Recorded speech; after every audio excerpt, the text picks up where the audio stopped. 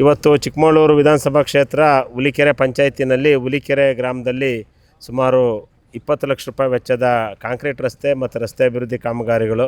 ನಮ್ಮ ನಿಕಟಪೂರ್ವ ಮುಖ್ಯಮಂತ್ರಿ ಸನ್ಮಾನ್ಯ ಸಿದ್ದರಾಮಯ್ಯನವರು ಅವರು ಬಜೆಟ್ ನಂತರ ಎಲ್ಲ ವಿಧಾನಸಭಾ ಕ್ಷೇತ್ರಗಳಿಗೆ 50 ಕೋಟಿ ರೂಪಾಯಿಯನ್ನು ವಿಶೇಷ ಅನುದಾನವನ್ನು ಕೊಟ್ಟಿದ್ದು, ಅದರಲ್ಲಿ 10 ಕೋಟಿ ಅನುದಾನವನ್ನು ನಾವು ಗ್ರಾಮೀಣಾಭಿವೃದ್ಧಿ ಇಲಾಖೆ ಕೊಟ್ಟಿದ್ದು.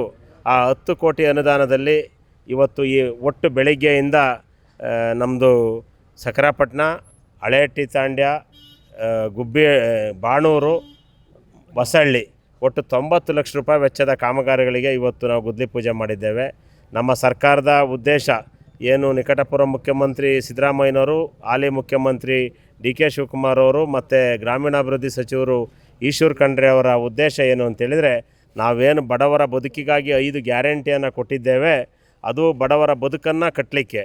ಅದರ ನಂತರ ಎಲ್ಲರಿಗೂ ಮೂಲಭೂತ ಸೌಕರ್ಯಗಳನ್ನು ಒದಗಿಸಬೇಕು, ಎಲ್ಲ ಹಳ್ಳಿಗಳಲ್ಲೂ ರಸ್ತೆಗಳನ್ನು ಮಾಡಬೇಕು ಅನ್ನೋ ಒಂದು ಉದ್ದೇಶದಿಂದ ಈ 10 ಕೋಟಿ ಅನುದಾನವನ್ನು ಗ್ರಾಮೀಣಾಭಿವೃದ್ಧಿ ಇಲಾಖೆ ಕೊಟ್ಟಿದ್ದು.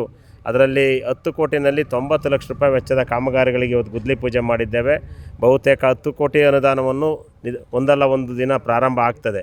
ಇದರ ಸದುಪಯೋಗ ಗ್ರಾಮಸ್ಥರಿಗೆ ಆಗಬೇಕು ಅಂತ ಹೇಳ್ತಾ, ನಾವು ನಮ್ಮ ಸರ್ಕಾರ ಯಾವತ್ತಿದ್ರೂ ಏನು 12ನೇ ಶತಮಾನದ ಜಗಜ್ಯೋತಿ ಬಸವೇಶ್ವರರ ಮತ್ತು 19ನೇ ಶತಮಾನದ ಡಾಕ್ಟರ್ BR ಅಂಬೇಡ್ಕರ್ ಅವರ ವಿಚಾರಧಾರೆಯಲ್ಲಿ ಸರ್ಕಾರ ನಡೆಸುವಂಥ ಮುಖ್ಯಮಂತ್ರಿಗಳಿದ್ರೆ ಅದು ಸನ್ಮಾನ್ಯ ಸಿದ್ದರಾಮಯ್ಯ ಮತ್ತು ಡಿ ಕೆ ಶಿವಕುಮಾರ್ ಅನ್ನೋದನ್ನು ನಾವು ಹೆಮ್ಮೆಯಿಂದ ಈ ಸಂದರ್ಭದಲ್ಲಿ ಹೇಳಲಿಕ್ಕೆ ಬಯಸ್ತಾ ಇದ್ದೇನೆ.